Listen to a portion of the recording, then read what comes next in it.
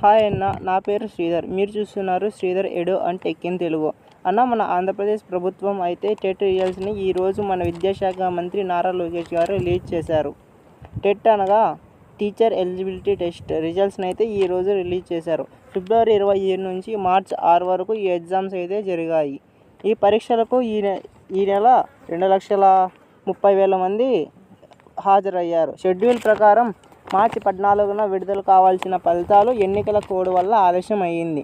ఈరోజు మన విద్యాశాఖ మంత్రి నారా లోకేష్ గారు ఫలితాలను అయితే రిలీజ్ చేశారు.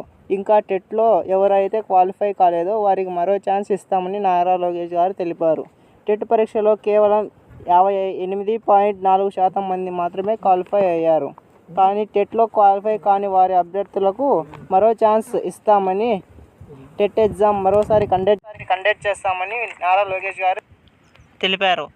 కొత్తగా ఎవరైతే బీఈడీ, డిఎడ్ పూర్తి అయిన వారికి టెట్లో మరో అవకాశం కల్పిస్తామని నారా లోకేష్ గారు తెలిపారు.